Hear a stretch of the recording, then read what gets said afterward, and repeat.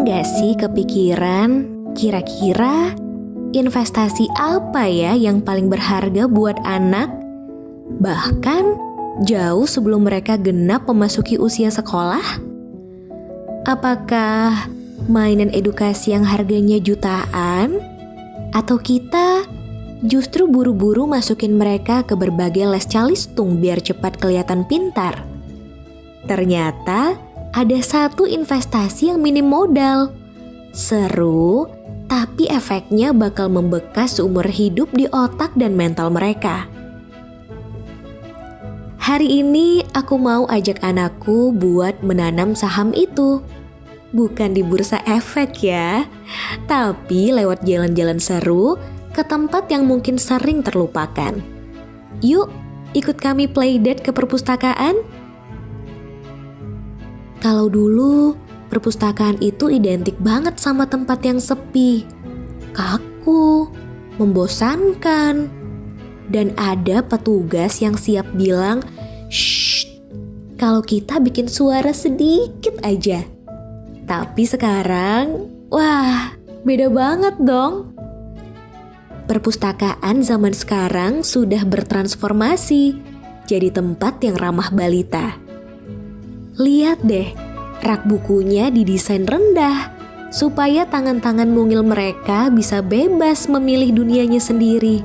Karena bagi anak-anak, dunia ini adalah laboratorium besar tempat mereka belajar.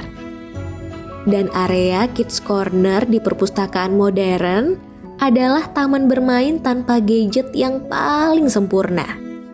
Di sini, selain buku, mereka juga difasilitasi berbagai permainan motorik. Seru banget kan bisa bermain sambil belajar bareng kayak gini?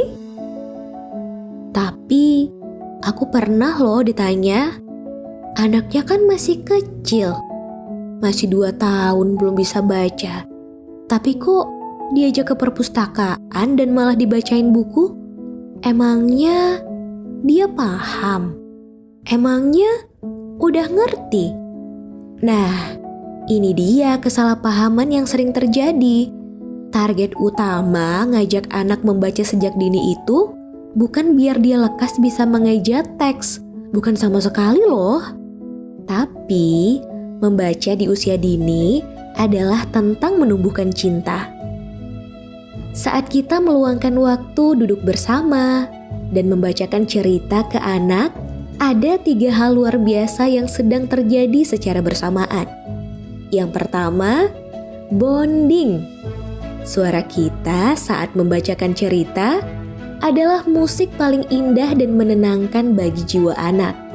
Ini membangun rasa aman yang kuat di dalam hatinya. Yang kedua, kekayaan kosakata. Anak-anak di usia ini menyerap bahasa di sekitarnya seperti spons. Lembar-lembar buku memberikan kosakata unik yang mungkin jarang sekali kita ucapkan dalam obrolan sehari-hari di rumah. Dan yang ketiga adalah stimulasi imajinasi. Lewat gambar, bentuk puzzle, dan warna-warni yang mereka lihat, anak-anak belajar memahami emosi, mengenal dunia luar, bahkan belajar mengasah logika dan empati mereka sejak dini. Kebiasaan ini akan menjadi fondasi yang kokoh untuk masa depan mereka. Tapi, namanya juga bawa balita ya.